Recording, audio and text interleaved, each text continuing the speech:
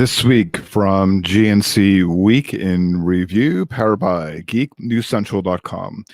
Quibi shuts down, Verizon Q3 earnings go up, and PayPal brings in cryptocurrency.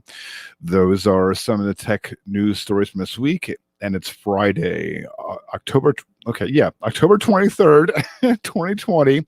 My name is Kirk Corliss, along with... And I'm Scott Ertz. And this episode 74 of the GNC Week in Review podcast, part of the Tech Podcast Network. If it's tech, it's here. Thank you so much for tuning in for this week's episode. We are streaming live at gncweekly.com/live, as well as Facebook Live. So please be sure to say hello in chat or comment. Also to be sure to like and subscribe to the GNCWIR channel on YouTube. If you miss a live video, that's okay. You can always catch the replay later. If you are a listener, please be sure to subscribe to the podcast, where you can find on the right-hand side column at gncweekly.com, be it Apple Podcasts, Google Podcasts, or your favorite podcast app. You have a comment, DM social media, or email, and those links can all be found at gncweekly.com/connect. Last week, we took a week off, little bit of light tech news last week. I know the iPhone launch and a few other things, but there's still a lot of light tech news. It's late October, holiday season approaching. But there's tech news nonetheless. And this was the talk of the Twitters and the talk of the social media, and this was bound to happen. And we knew this was going to happen.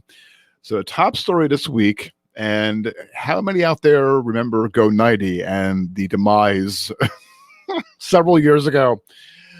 Well, this demise happened to Quibi.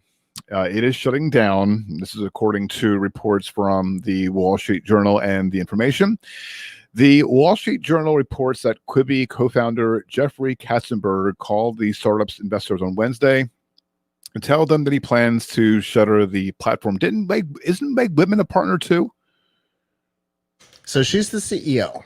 Oh, okay. That's what I thought. Okay. I don't know what her ownership stake is. I don't know if she has any, but she's the CEO. So she definitely has a big face, but he's the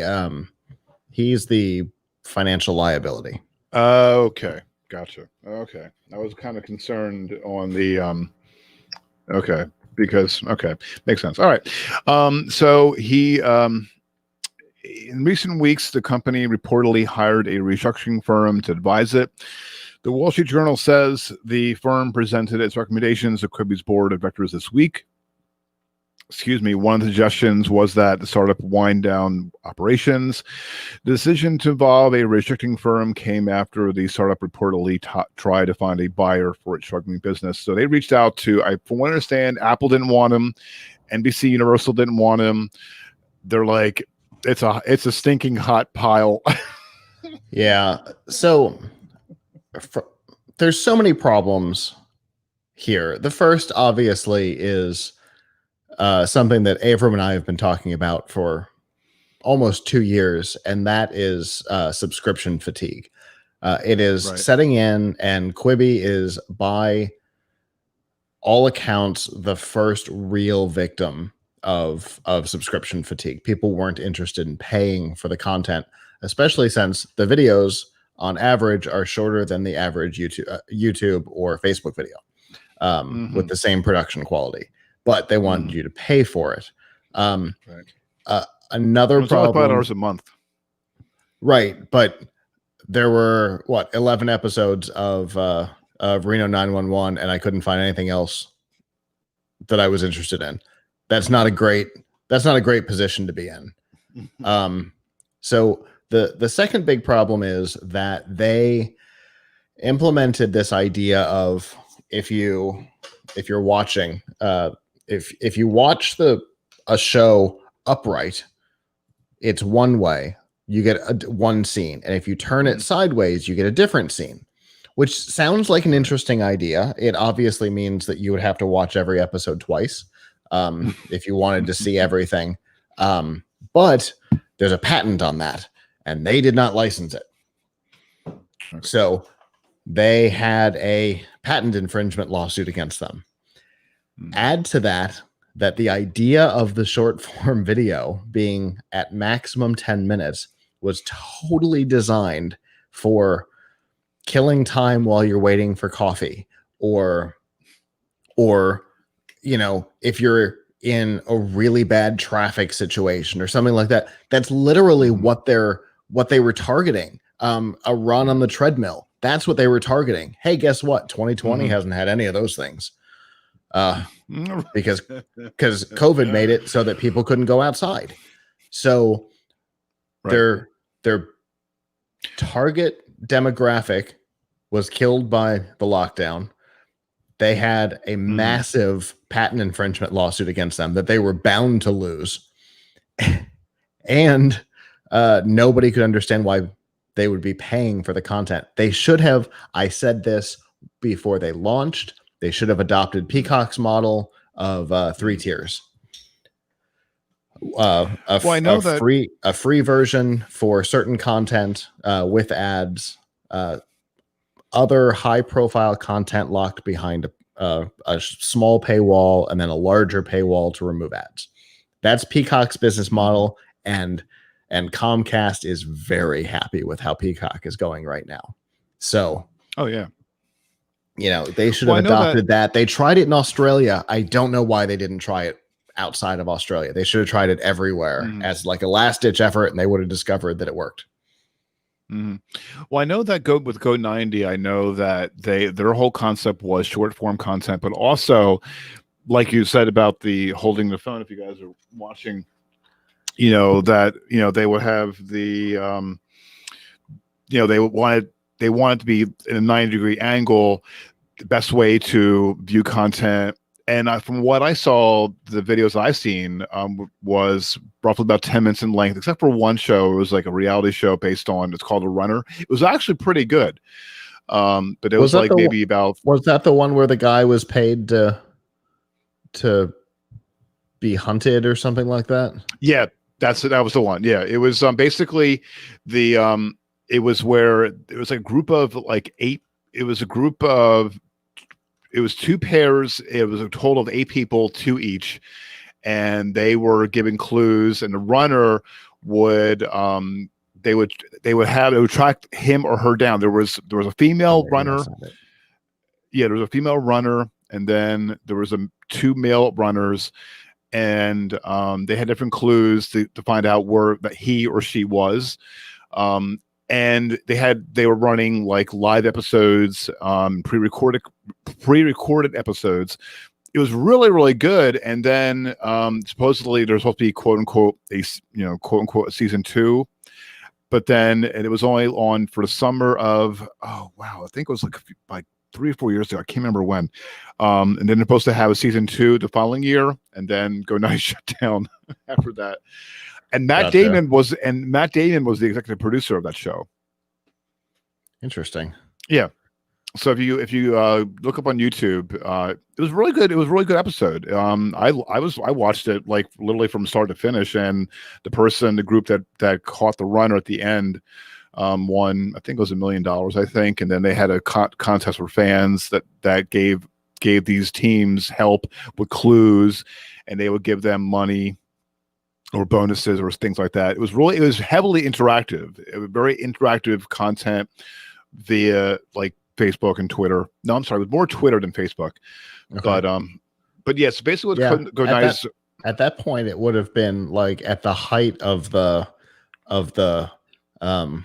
watch and interact kind of thing, the second screen concept, but they were doing it on a single screen. Exactly. Okay. Exactly. Got it.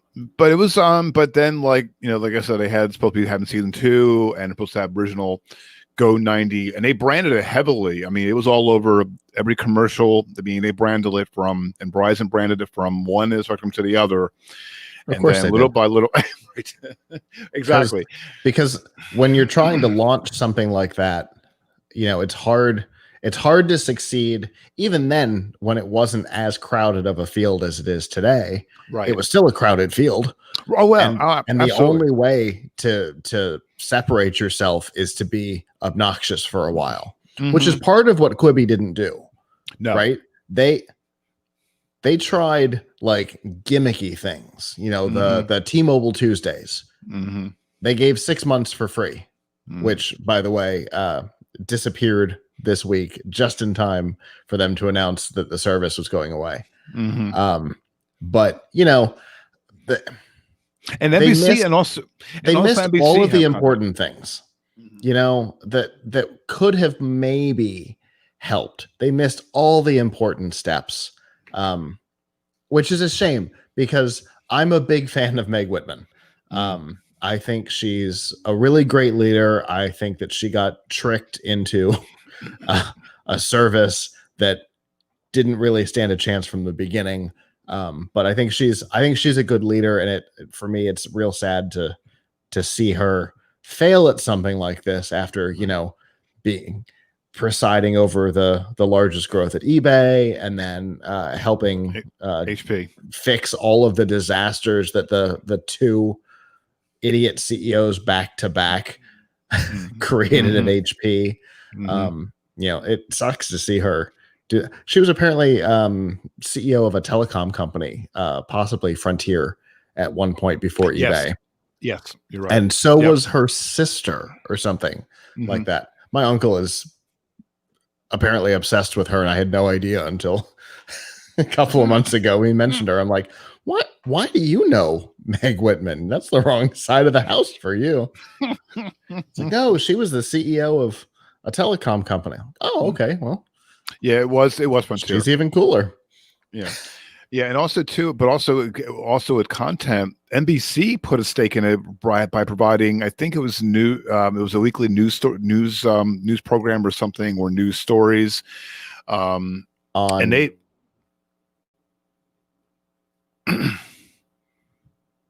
did you frozen? Yeah, you are frozen. Oh, are you frozen? Yeah, you are. Okay. Hopefully. Okay, you're frozen. Oh, there you go. Okay, cool. Okay. So yeah, there was NBC had like put a lot of content allegedly in putting out content, and I think some other on 60 or on Quibi? On Quibi. Okay. On Quibi. And then they basically was like, then they had all these then they were like, okay, what do we do now? And now, you know, now a lot of the NBC content is on, including NBC News, is on Peacock. So, well, the thing that Quibi is going to do, since they have all of these content licenses, they're going to do the same thing that, what was that website that Turner owned that failed, and then they tried to push everything to other Turner properties? I know what I can't remember top of my tongue. And Super Jail ended up on Adult Swim because that was from that website. That's the same thing that's going to happen here. They're going to desperately try to find new homes for the content that they've already, you know, there's already contracts on. You know, Reno 911. Yeah, there were only like 10 episodes on the platform, but I think they agreed to like 3 seasons. So there's more that exists in contract, so they're going to try and sell that off. Obviously Reno 911 will go back to Comedy Central for sure. There's no doubt in my mind that they will want that back, but that's right now the technology is worthless because there's a patent infringement suit on it that is technically still active and may not go away with the shuttering of the company. They're going to give back out of the here's a number for you, out of the $1.8 billion and investment that Quibi has received, they have $380 million left. How? Couldn't tell you. Could not begin to tell you, but that's all the money they have left that they're going to try and return back to the investor. Wow. Then obviously they'll sell hardware, they'll sell office space, they'll sell, you know, this is going to be a fire sale kind of liquidation type thing. They're going to look for every penny. Honest to God, if Hilco's not involved in this, I would be surprised. This is like a Staples shutting down. This is ridiculous how they're going to try and find every penny they can. Yeah, well, we'll see. We'll see what happens. And was the show notes, the show title that you'll see in the episode feed, rest in peace. Or the image that we tweeted out. Right. And I'm not going to mention it. on a semi-funny note, when Katzenberg told the staff that the company was shutting down, he recommended that they go listen to a song from the Trolls movie. Oh my goodness. So, yeah. To say that the company was weird would be an understatement. Right. Oh my goodness. All right. Well, speaking of Go90 and Verizon. Oh, that was at 90, not 60. Sorry, my bad. Right. Verizon on Wednesday announced what it has called, quote, strong third quarter earnings. It's thanking to its growth to its wireless phone business and Fios home internet service. That was inevitable. Of course. They reported an earnings per share of $1.05 for the quarter, down from analyst estimates of $1.24, according to Yahoo Finance, who, of course, Verizon owns, or the parent company of. On an adjusted non-GAAP basis, the company says that its EPS was $1.25, beating analyst expectations, with reported earnings per share being impacted roughly 5 cents because of COVID-19, as well as a, quote, net pre-tax charge of about $1.1 billion related to a market-to-market adjustment for pension liabilities.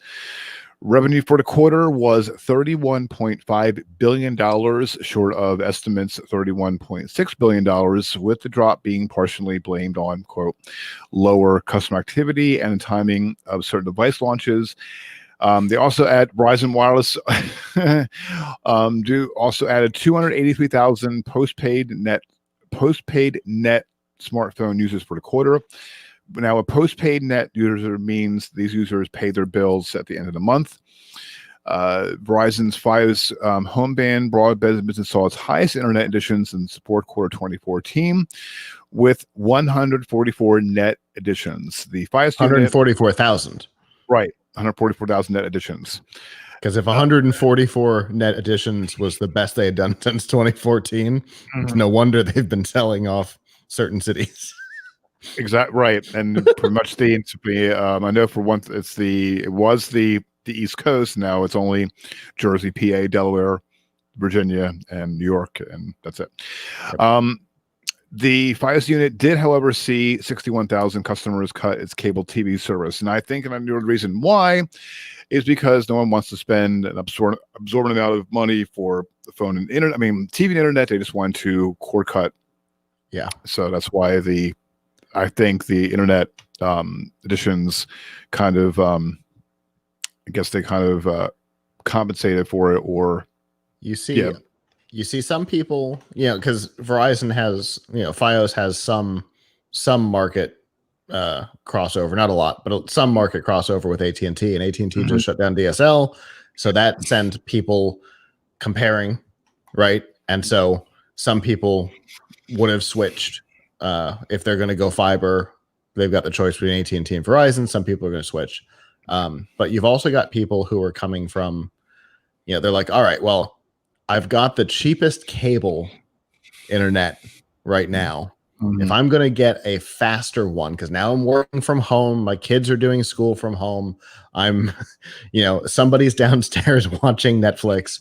If we're going to do all that, obviously our little, $20 a month cable isn't going to work. I'm going to cut it, right? So let's look at other internet subscription or other internet providers, and Fios being fiber means that you've got the symmetrical, right. The one where it's one pipe, right? So your up can be really good when you're doing conference calls. Your down can be really good when you're doing Netflix. I can see a lot of people switching to Fios right now while they're in the home all the time. So that makes sense. But I also can see, I don't mind waiting until the next day to watch things from TV. Same here. So Here. $12 for ad-free Hulu versus, $40, $60 for cable. Mhm. I literally cut my cable subscription down to the locals plus 10 like a la carte thing Mhm. because all I wanted was FX so I could watch Archer. Oh, I got to about that later. Oh, And that's it. Mhm. It's the only station that I watch, so I get it for like $10 a month. I can do love that. Archer. I love Archer. And see, if it was me alone, see, I have a family. I have TV and internet. But if it was me, I'm like, get rid of this. I mean, because I have Hulu, Amazon Prime, Netflix. What else do I have? CBS All Access, which is part of Prime. So if I would be able to convince my wife and my mom to get a Fire TV stick or a Roku stick, I'll be a happy puppy. I like you, I watch things day after, with every episode, and also too, where I live here in New Jersey in Hamilton, not only I have Fios here, but also we have Comcast and Altice or Optimum, which personal opinion, they suck. And and the good thing is that there's a lot of communities that don't have that choice, where it's basically one and that's it. Whereas where I'm at, I can get Comcast, a good deal Comcast, or I can get a good deal with Optimum. But I decided to go with Fios because it's better quality. But I had never heard of the Optimum brand name. It's Cablevision. It's Cablevision. Yeah. Yeah. Of course they suck. Cablevision has always sucked. Can't put a splashy name and an Uber rip-off logo on the company and make it something other than Cablevision. Sorry. Right. And back in the day, and this is showing my age, and I think if people that are watching live or know this, the people that I know live in my area know the company originally was called TKR Cable. Many years ago, we're talking late 70s, early 80s. That's what Cablevision grew out of, was TKR Cable. Okay. Oh, and the public access show, hilarious. That sounds like most people here would have no idea that what is today Spectrum used to be Paragon Cable. Right. Oof. That's bad. But yeah, but as far as like, I noticed the shift when I'm watching the news or CNBC, and I keep an eye on tech companies and telco companies. It's amazing how the shift back in the day, where it was like literally three, you have your home phone, internet, and TV. Now it's shifted more where it's TV and internet. Now more and more, pandemic aside, but a lot of people are cord cutting, and the increase of internet ads have gone up instead of back in the day where it's just been less. All right. In other news this week, PayPal has joined the cryptocurrency market on Wednesday. Rejoin. Again, really? Okay. You used to be able to make payments and stuff with Bitcoin on PayPal for about a year and a half. And they're like, we're done with this. Huh. So they're back. Welcome back, guys. You used to be able to pay with Bitcoin on the Microsoft Store website, and that went away too. Oh, okay. Well, this is new to me. Because it was reported this was done. But now we're starting to see companies come back now that the market has stabilized. When hour to hour you didn't know the price of what a coin was going to be worth, and it didn't matter whether it was Bitcoin or Ethereum or whatever, we were watching Bitcoin do all kinds of weird stuff. If you're trying to make payments like PayPal is through fiat currency, by the time you make the payment, it may not be worth the same thing. That was not a good business to be in. Well, let me ask you this, Scott. Is crypto more relevant a lot more now? Because I don't really use crypto. I mean, I use PayPal, and I use debit card, I try to use my like do our online payments and everything like that. But is cryptocurrency, and is it relevant? And two, is PayPal looking for a more a different revenue stream, or adding more revenue stream? So there's a lot to unpack there. Let's start with the relevancy of cryptocurrencies. I had a conversation yesterday with a guy who is an honest to God expert in the field, and we were talking about how the mania has calmed down. And anytime there's mania, you have fear. You have excitement, but you have fear, because that's what mania is. Within a matter of weeks, the price of Bitcoin was both $20,000 per coin and $8,000 per coin. You cannot make a business in that without fear and craziness.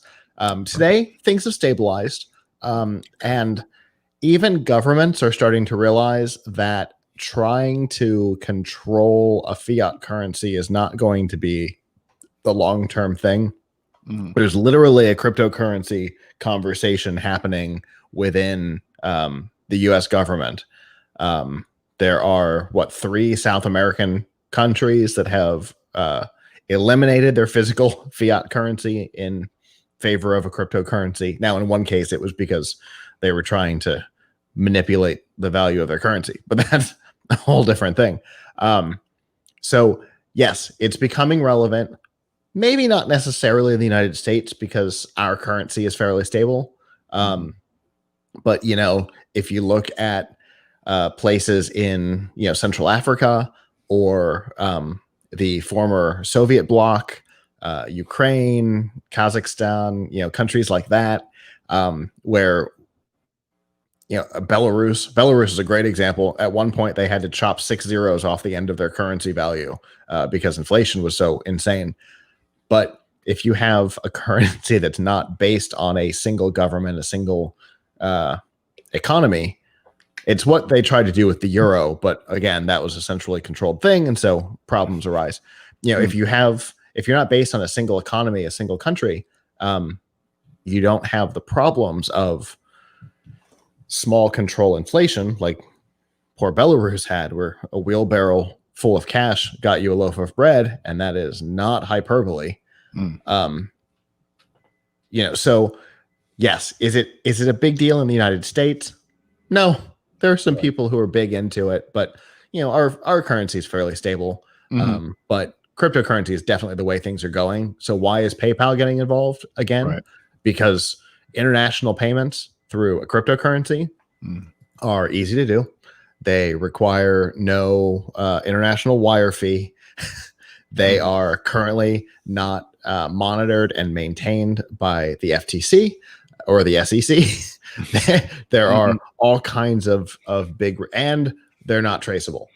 They're legally, you do have to declare them, but they're not traceable like an international wire transfer would be. So there's a lot of reasons why this is starting to pick up again, and a lot of reasons why PayPal would want to be involved again. Okay. All right. Now that it's stabilized, it's a safe place to be. But if somebody pays $20 through PayPal using cryptocurrency, and by the time the transaction is complete, it's only worth 11, well, PayPal's out that 9. So they didn't want to be involved in that. I don't blame them at all. I've done cryptocurrency investing and stuff, and I got out of it during that time because it was totally unpredictable. Okay. I never really, I knew of it. No, I do know of it, but I just didn't think that it was a more, I don't know if it's in the mainstream a lot more now than it was before, and I'm just curious, like with, and it was reported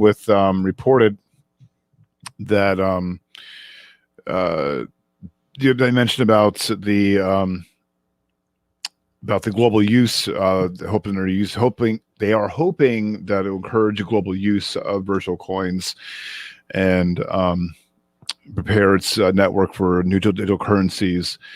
And they're looking how to see how they can think of all forms of digital currencies and how they can play a role in it. So, without being regulated, mhm. which was one of their problems. At the time when they were involved the first time, governments were starting to try and put their fingers into cryptocurrency because they saw it as a threat. Now they see it as an inevitability, and so things are changing.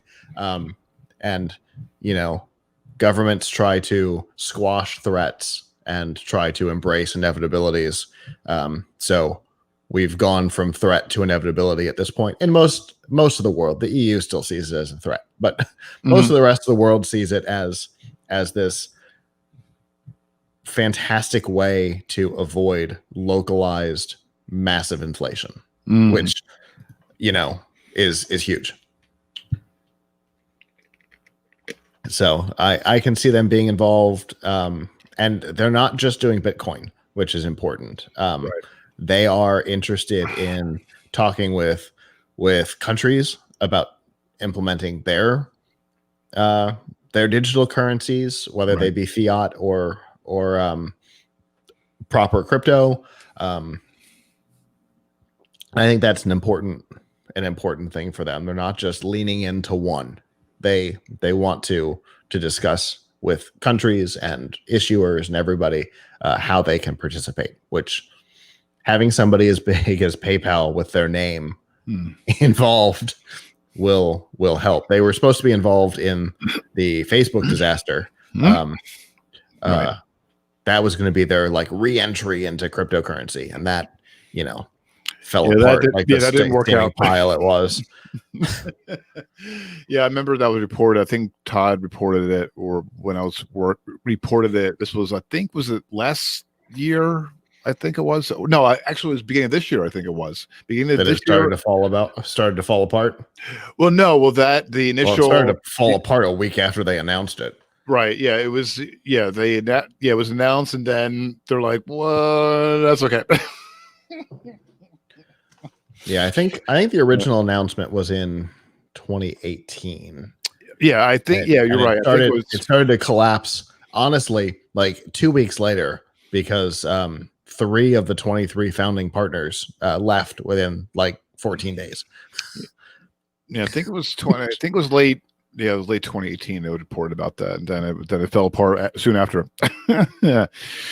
All right. In video gaming news, with the upcoming PS5, Sony has confirmed on its PlayStation blog that the console will come if I get the words out, will come preloaded with streaming apps. This includes Apple TV Plus, Disney Plus, Spotify, Netflix, Twitch, and YouTube. For subscription-based streaming services like Apple TV Plus, Disney Plus, and Netflix, you will need to get a subscription to access the content. Sony also notes that there will be a new media remote that will make it easier for users to navigate the different streaming apps and services, control media playback, and also launch directly into those apps thanks to the dedicated buttons. Unfortunately, it does not appear that those dedicated buttons can be repurposed, at least not at launch, which is a shame, because it would be real nice to take that Apple TV Plus button and reprogram it for Hulu, which I know is not a launch title, but still. Right. Then the other side, Microsoft has teased a Chromecast style dongle for xCloud. It's a video game streaming service that currently comes bundled with Xbox Game Pass Ultimate. In an interview with Trajectory, and this was also reported by The Verge, Xbox chief Phil Spencer says, quote, "I think you're going to see lower price hardware as part of our ecosystem when you think about streaming sticks and other things that somebody might want to just plug into the TV and play and go play via xCloud." Absolutely. Then he added, you can imagine us even having something that we just included in the Game Pass subscription that gave you an ability to stream xCloud games to TV and buying the controller. And I think that they're like calling out Sony, like, okay, you want to go there? Well, here's this. Yeah, you know what? I'm a Game Pass Ultimate subscriber. Send me that device right now. Yeah. I would. Oh my God, that would be fantastic. I'd love that, because then you don't have to necessarily have, a physical Xbox in every room. Even if you were to use the console streaming capability through the system off of the Xbox One or the Series, you could literally just have a little dongle somewhere, use your Xbox controller, and play in another room. I've hooked my phone to a TV. It absolutely works. But not having to hook my phone to a TV would be a nice change on that. There was no doubt, I think, in anybody's mind when xCloud was announced that this was coming. Mm-hmm. Anybody who didn't see this coming was not paying attention to what was happening. This is the casual version of the Xbox. The third tier of Xbox, the X, the S, the cloud. Mm-hmm. And that's why, again, they're calling out, basically calling out Sony, and also it's very where they're also saying that their consoles more cheaper than already. Right. Exactly. So they're like, well, basically they're going to say, okay, well, we're going to be a over top device, but then, but basically, Sony's Microsoft is basically, okay, we got gaming, but we're also going to add things. They've been doing that for God knows the past few years, right? Where they'll put content, you can stream video services on Xbox. So it's like, that's nothing new. You can install almost any Windows 10 app if it's built correctly. Exactly. You can install it on an Xbox One. Right. Exactly. So, so basically I love this battle between Microsoft and Sony. It's fascinating. And, in the past, the 360 and the PS3, the Xbox One and the PS4, mostly took the same, that generation of gaming mostly took the same path, right? Mm-hmm. We've got one console.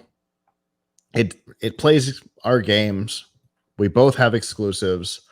Microsoft made a big deal about media.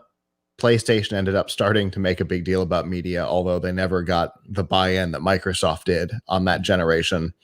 The PS4, we have a console, it has media, it has games. We both have exclusives. Mm-hmm.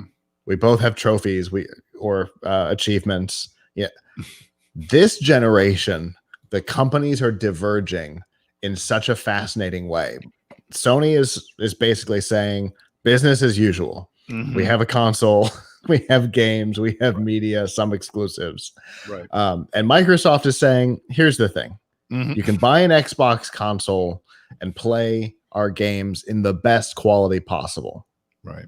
But if you don't want that, if you're not worried about the best picture quality possible, if you're looking for a cheap way in to still play AAA titles, here's this $39 puck, this $49 puck that you can plug into your TV. Mm-hmm. Or if you want to play on your Android phone, or you want to play on your laptop or your tablet or your anything, honest to God, other than an Apple device, anything. Mm-hmm.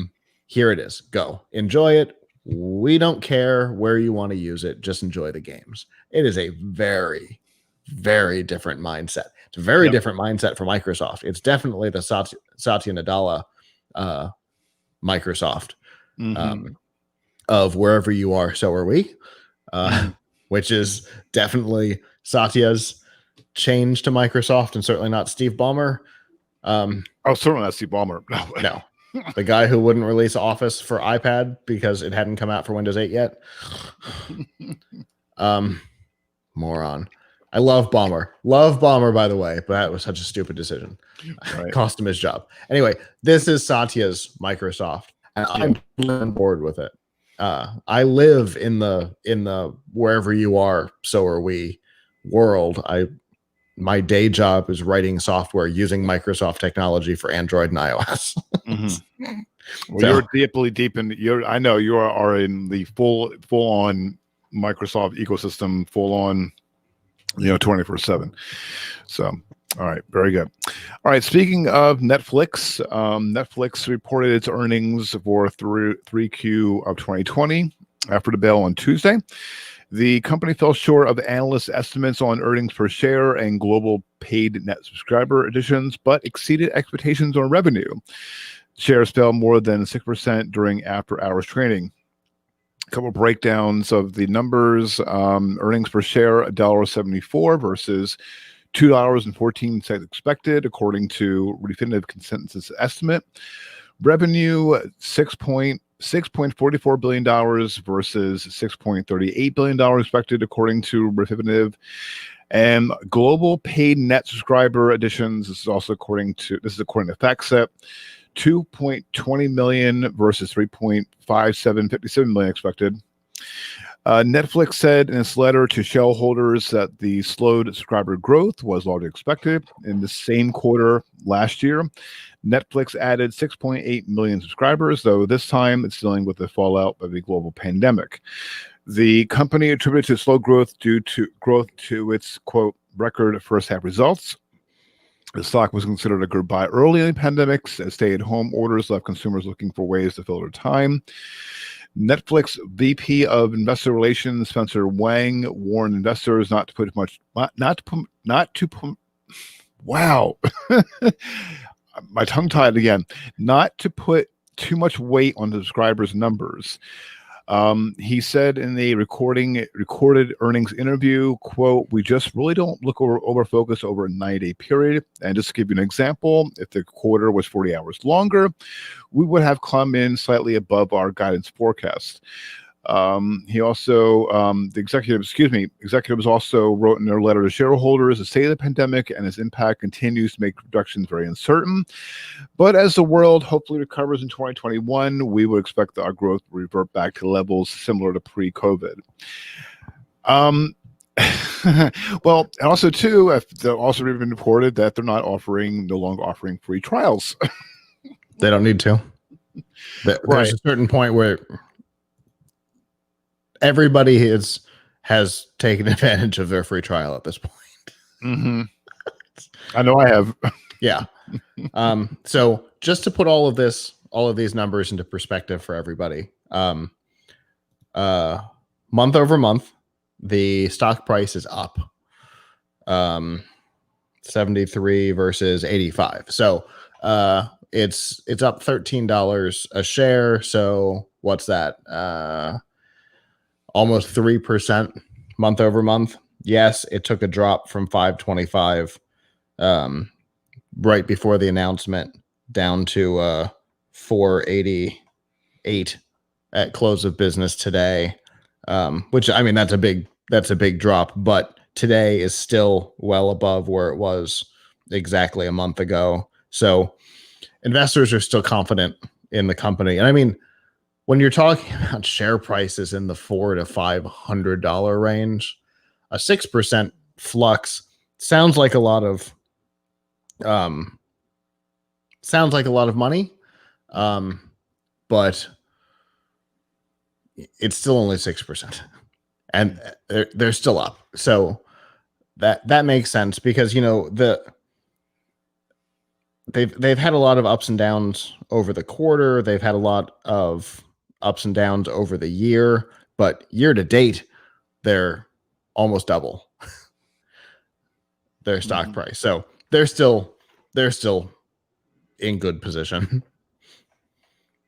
So, and like they said, or like we were saying earlier in the show, this is a good time for them with so many people being home. Obviously, the number of paid ads, additions, new subscribers was down a little bit But still way above what it would have been if it wasn't this year.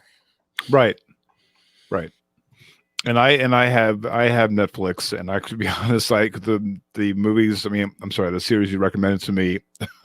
I'm still like getting caught up on other stuff on CBS All Access and Hulu. So, also Archer, which I have to get that caught up as well. So, but more as Netflix is adding over to, and I just got the notification about it. I think it was last week. They're adding more and more content this month. David Letterman's coming out with a new season. A second batch of Unsolved Mysteries hit this week, which is not Unsolved Mysteries. For anybody who hasn't watched it yet, it's not Unsolved Mysteries. It is just it's just Dateline with a different name on it. It's very different. It's not even Dateline because there's not a host. It's Tiger King with a different name on it. It's just a docu-series. It's not like the original Unsolved Mysteries where the host cared about what he was doing. Right. But yeah, they're interesting stories nonetheless. Right. Still fascinating stuff. Yeah, and so Netflix has been growing in leaps and bounds over the years, and we're back in the day. Initially was when it was like some of the movies you watched, you're like you haven't heard of them, and are really like just I never seen some of these movies before, and a lot of them are foreign content. But now they've been grown, with these special comedy specials and Designated Survivor. I wish they picked that up again for the 4th season, but okay, whatever. Designated Survivor. I thought they wasn't the 4th season. No, the 4th season. I'm sorry, they had the 4th season was on Netflix. Supposedly they were going to. You're right. Then they were supposed to add the 5th season, but apparently Netflix said no, and they're shopping around. So, I'm so disappointed. So I've been keeping an eye on that because it's a great TV show. Maybe not. No, it was season 3. Season 3 is where I gave up on it. Okay. Oh, I couldn't get through it. I liked it. I liked it. I liked seasons 1 and 2. 3 seemed like a different show with the same actors. Well, that and also they were adding in the profanity heavily, just because they could. Right. People liked the show because it was the show. Don't change everything about it. Speaking of. And that brings into other video news. Who remembers the Animaniacs? Show of hands that's watching on live or listening. So Hulu has picked up Animaniacs. I'm going to pull up the live video right now. I can multitask here. There we go. All right. Yes, Animaniacs are back. And if you're watching, I'm not playing the audio because 1, StreamYard is not allowing audio, and 2, I don't want to get this taken down. So they are back. Ish. Yakko, Wacko, and Dot. And Pinky and the Brain. And Pinky and the Brain, absolutely.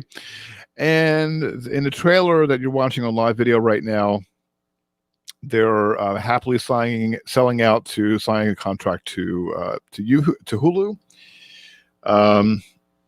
They're returning to their tower, Winter's Tower, and also trying to catch up on everything, including the internet and social media. So I loved. I have to admit, I mean, I was more of a 70s. I'm a 70s baby, not a 90s baby, but I loved watching the show when it came on. Oh, it was great. First was on. I am a big fan of Animaniacs. Longtime viewers of F5 Live know that Rob Paulsen and Maurice LaMarche, Pinky and the Brain, have been on the show. We've stayed in contact, and I'm super excited conceptually about the return of Animaniacs. My problem is I'm very happy that all of the original, the 4 main voice actors are back. What I don't like is that none of the creative team are back. Mm. Hulu did not invite any of the writers, any of the producers, or the creators of the show back. And that bothers me because just like Designated Survivor moving to Netflix, the tone is different already. It is already a different show with the same characters. If you have seen the trailers, you'll pick up that the tone is very different, which is a shame because people liked the show because it was the show. Changing the tone, changing kind of the surrounding stuff might make it a problem. Now, am I going to watch it? Of course I am, because I'm going to support Rob and Maurice. And because I've always liked the characters, particularly Pinky and the Brain. But I do hate that basically none of the creative team is back. So it's going to be a different show, and everybody needs to know that. The original executive producer and one of the creators of the show has already said that trailer that you just ran. He said that it was overly meta and too crass about themselves, which I agree. I didn't like that trailer. Now the Jurassic Park trailer, perfect. Totally what I'm looking for out of Animaniacs, but I worry that it's going to be more like the money grubbing version of the trailer versus the Jurassic Park version. Well, we'll see what happens. So don't judge just yet. Nope. I'm going to watch it. I'm still excited about it. When they announced it in 2018, I got excited about it because it is one of my favorite shows of all time, which is why we went out of our way to make sure that both Rob and Mo had been on the show many, many years ago. I think it was a decade ago. I think it was October of 2010. Oh my God, I've been doing this so long. It is, to this day, it is still my favorite interview that we've ever done. I've got 3,000 something episodes under my belt and 13 years of this, and that is still my favorite interview. Well, I'm looking forward to it as well. So it will release on Hulu on November 20th. We'll have 13 episodes, and the second season is expected to be in 2021. So I'm looking forward to it. Again, I have to put that on my binge watch, binge watching. That's going to be one of those shows like oh, I'm wearing the shirt, like Stranger Things, where I will be up waiting for the episodes to drop. I'm fully aware of it because I'm still super excited about it, in hopes that it will still manage to maintain itself. Well, we'll see. All right. In other video streaming news, we're going to go to multitask here. Okay. Over on, wrong tab. Okay, there we go. Nope. I just had it. It's from CNET. Okay, there it is. Okay, thank you. Okay, all right. I had the wrong tab open. Okay, over on, this is being the show notes on genesweekly.com. Speaking of Hulu, and Hulu was coming to Hulu besides Animaniacs. Obviously, Huluween is coming to an end at the end of October, and so new stuff will be coming. Right. I think I just saw Rick and Morty season 4. Yes, you did. Three Ninjas. Ultimate Thanksgiving Challenge. Don't you wonder what that is? God only knows. Three Ninjas. I heard you say it, and it just occurred to me. That was one of my brother's favorite movies when he was a kid. He was obsessed with that movie. I had forgotten about it until just now. Huh. All right. Big Daddy. All right. Big Daddy. The original Blair Witch Project. Mm-hmm. The original Bourne films. Which I think I only saw the Born Up to Me. I think I have to see the other two. I hadn't seen them. Expendables. All three of them. Wow. Mm-hmm. Johnny Mnemonic. That was a weird movie. Yeah. That was a weird movie. Yeah. Excuse me. Little Giants. That was another one of my brother's favorite movies when he was little. Interesting. A lot of The Bond 1998 Lost in Space movie, which is fascinating considering Netflix has the rights to modern Lost in Space. I love it when that happens. I love it when that happens. Where you're like, how did this happen? Why? Like, why is why did Hulu have Full House and Netflix was the creator of the spinoff? Mm. Always so weird to me. So there's some good stuff coming to Hulu. Yeah. November 3rd, A Good Doctor season 4 premiere. This is on Netflix now or Hulu? No, This is Netflix sorry, now. Hulu. Oh, No, it's Hulu. Okay. I was Okay. make sure I was trying to move the tabs around. oh so my I was God, like- that was just the list of stuff coming on the first. Yep. Oh my goodness. There's a Okay, lot see there. that's what I missed. That's just the stuff from the first. Holy cow! Yep. Sweeney Todd. Thunderball. A lot of Bond movies. Wow, wait.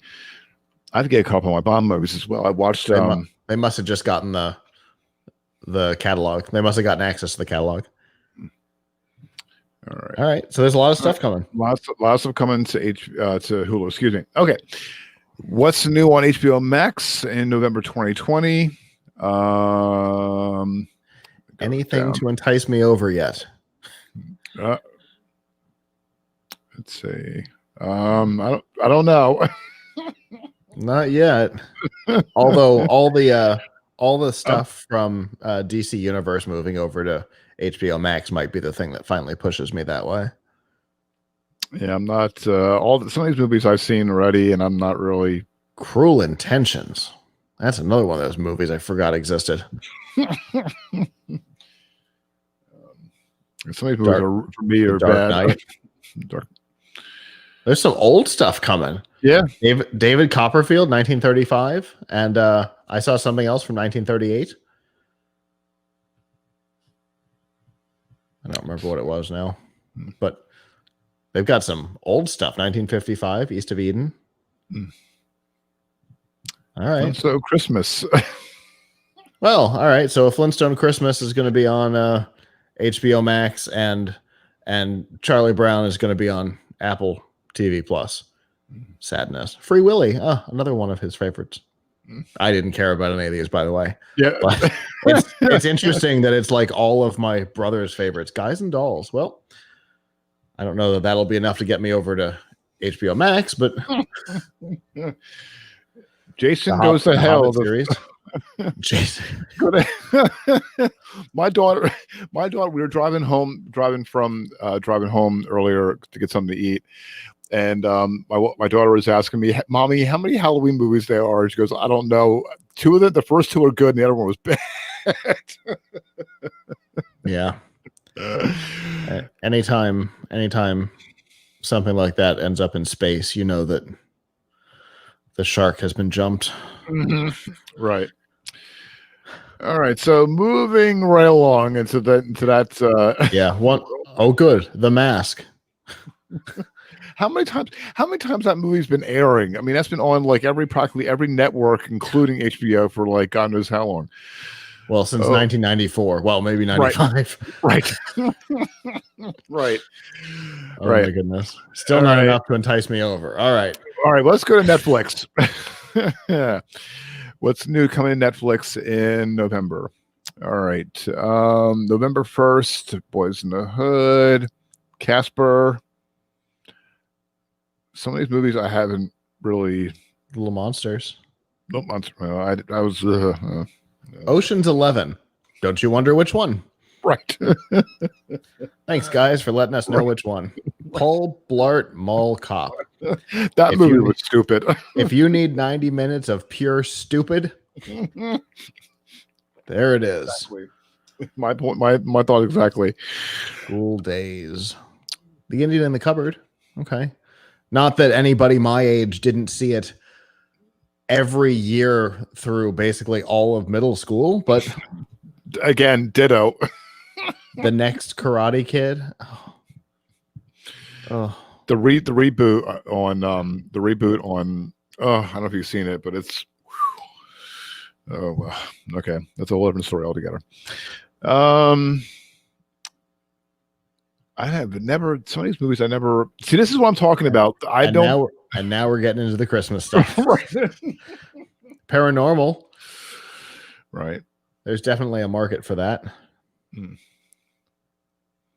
There's not a lot of exciting stuff coming. No, there's Netflix not. in November, is there? No, there's not. Wow. Yeah, this is really only the series that Okay. Sorry. Whoop. Survivor seasons 20 and 28. What? Don't you wonder if are 21 through 27 already on there? Are they never coming? Are we skipping them? What? It's so weird to see 20 and 28. Yeah. Well, I have that on that all see that's all access. So 28. Because they just did 40, didn't they? Yeah, they did. Okay, so they just did season 40. Why are 20 and 28 coming to Netflix now? Sorry. Yeah, that's all right. I have to do this. No, it's okay. I have to go look. I have to go on Netflix right now and look and see how weird this actually is, because that's bonkers. You may continue. Okay. Okay. I will report back. While he's doing that, okay, we're going to some of these movies, Alien Christmas. Oh, no, I'm sorry. Alien, and it's if you're watching the live video, and it's for audio, if you're listening on audio, Alien XMAS. Okay, I'm about to make this more interesting. Uh-oh. A search for Survivor on Netflix returned nothing. Designated Survivor is the only result with the word Survivor in it. They don't have any of it. Huh. So 20 and 28? What? Oh, because I forgot it's Hulu that has them, not Netflix. Exactly. So that's even weirder. And even then, not all of them. Most of them are on CBS All Access. But 20 and 28, that's so bonkers. That is bonkers. So this is some. Now I have to go look at Hulu. Oh boy, See if they have 20 and 28. No, actually, I think Hulu up until they have everything up to 27, I believe. I might be wrong because I believe. All right, so let's move on to the last was streaming on video. No, they're up to 34. And oh, okay. Including 20 and 28. Including 20 and 28. Fair enough. All right. Lastly, in what's on streaming video, the best movies to watch on Disney Plus for Christmas. And this is from CNET that's recommending these, and I have to wonder why. But Iron Man 3. Iron Man 3. I mean, it's a good movie. I don't know how Christmassy it is, but okay. Mm-hmm. Frozen 1 and 2. That would be at least it takes place in the cold. There we go. Miracle on 34th Street. Yep. I have watched that every year. The classic. Mm-hmm. Chronicles of Narnia. Okay. I get it. A little weird, but I get it. Right. While You Were Sleeping is a Christmas movie. Right. Home Alone. Absolutely. Yep. He's 40 now. And he's scary looking too. He definitely looks like a fat Thor. Nightmare Before Christmas. That one will work. Because everybody needs a little Bizarro World Tim Burton in their Christmas. Right. The Santa Claus. Interestingly, also a brother favorite. Mm-hmm. We're bringing up a lot of memories with your brother. Yeah. Muppet Christmas Carol. Okay. Yep. And that brings us to the end of that. Brings the end. Okay. So I agree with most of those. Yep. There were a couple at the top that were a little strange. In particular, Iron Man 3. Right, which I don't. Again, this is for record. If you goes watching the live video, this is CNET's article, their recommendation So take it with a grain of salt. You're all right. And over this is on how to help. Do you need help with your tech this week? Over on TheVerge.com, all the ways to turn your phone or camera into a webcam. So you can use your iPhone, Android, DSLR, or mirrorless to monitor your home, or if you're on Zoom, working from home, or with friends. Which until recently was a really important thing to be able to do, because you couldn't buy a webcam from anybody. It seems that Razer's webcam is back in stock. So we've got quality webcams again, but still a good situation. I wish I could turn my studio camera into a webcam, but that's a whole different. Yeah, and hopefully when I get some space, I'm gonna definitely, because Scott recommended getting a Canon camera, so hopefully I'm gonna use that, get that done when things get a little better. Okay. And over on makeuser.com, 6 websites to watch the best TV commercials and print ads of all time. Huh. There is, it's an interesting listicle to put together, right? Mm-hmm. Because I go out of my way to spend extra money on Hulu to not watch ads. So the idea that there are enough services that exist to allow me to watch just ads in my spare time, that there is a listicle about it, is odd. Mm-hmm. But pulling, do you need help with your tech segment? There's ways, on best deals and tricks and things like that. Sure. But makeuser.com, I have to say, I'm not, they're not sponsoring this episode or this this podcast, but pulling the segment, for our podcast, but also Geek News Central, there are things that helpful ways to check out, and if it helps you, the listener, and or the viewer, even better. And I there's some of the things that I saw on here that I'm like, oh, this is kind of cool, and I'm gonna bookmark it, and I already bookmarked it for my personal use. Well, I'm definitely aware of Ads of the World. Okay. They're the ones that run the Super Bowl roundup every year. Mm-hmm. Well, there's one you'll see in a second about that.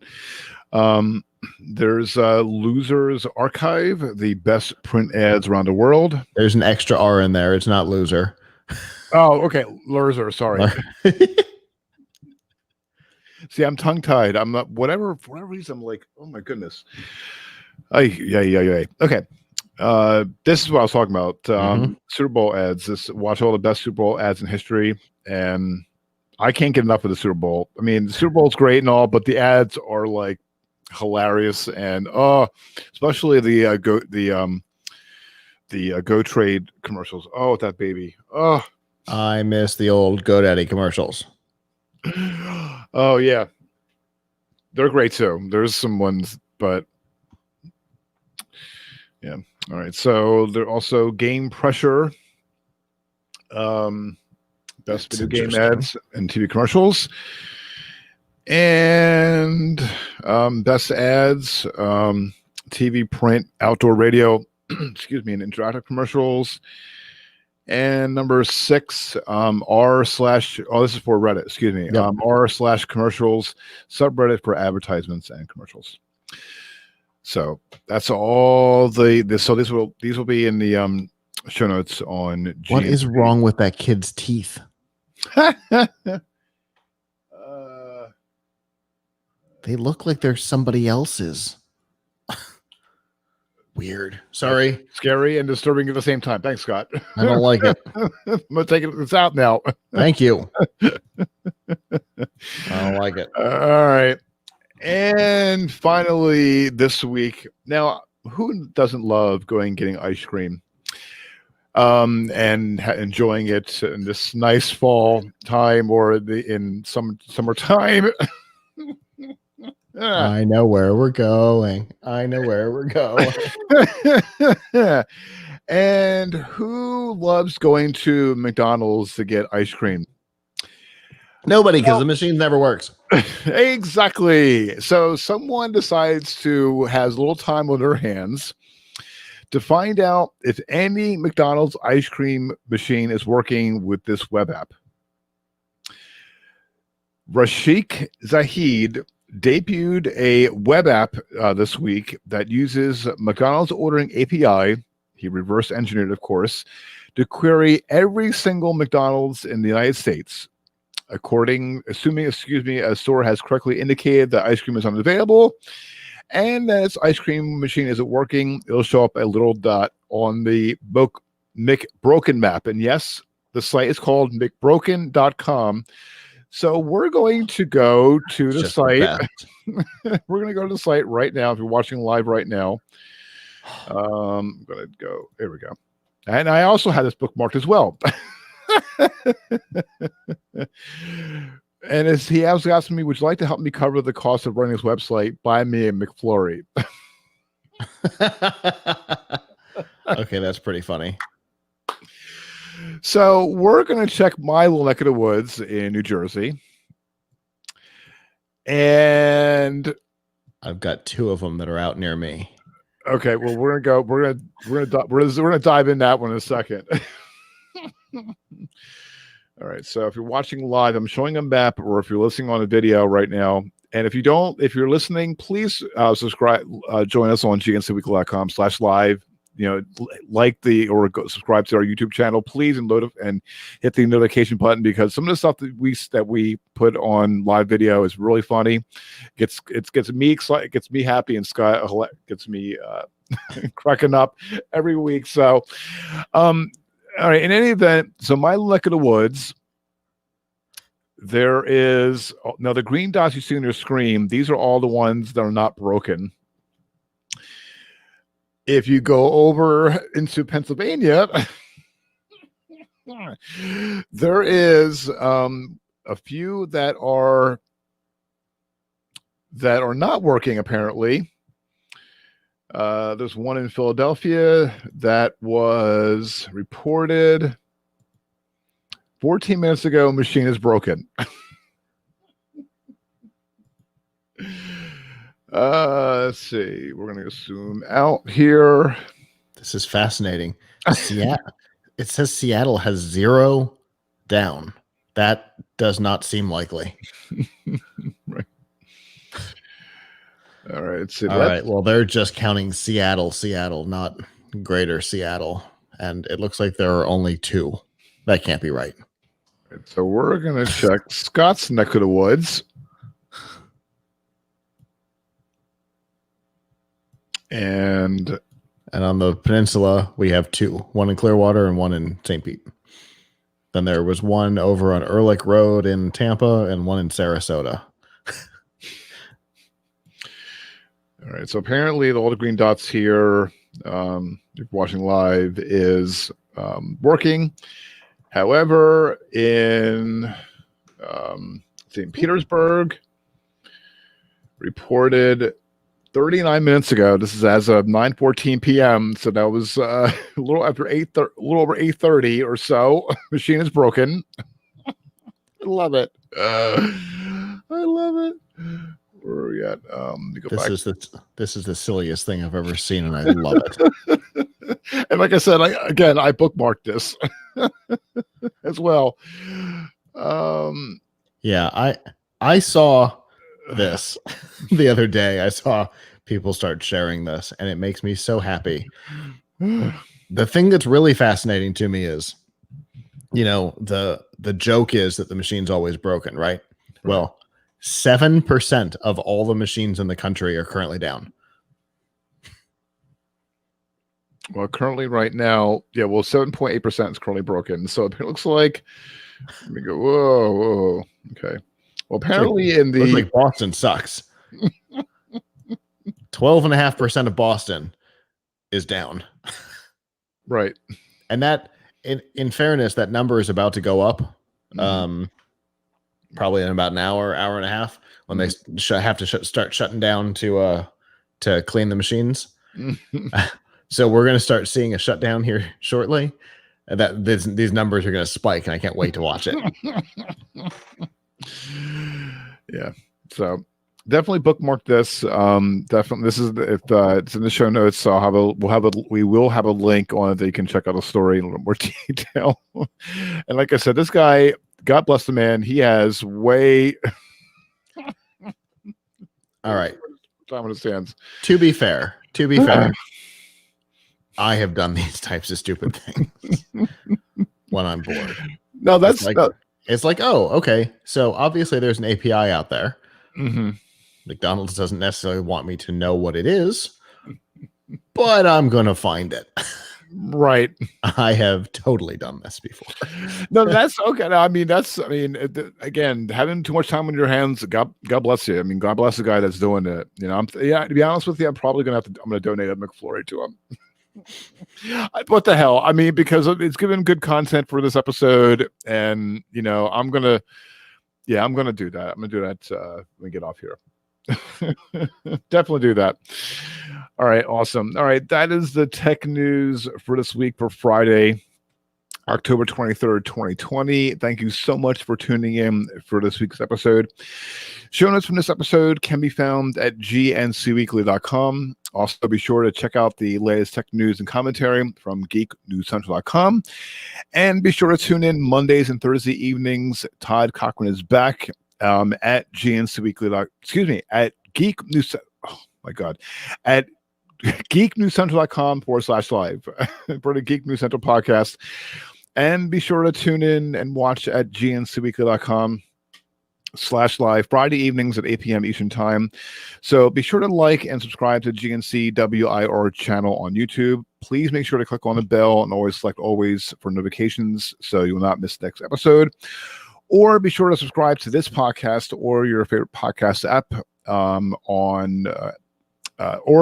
see, this is I'm like tripping over every single word tonight for whatever reason. Or be sure to subscribe to this podcast on your favorite podcast app. There. Okay.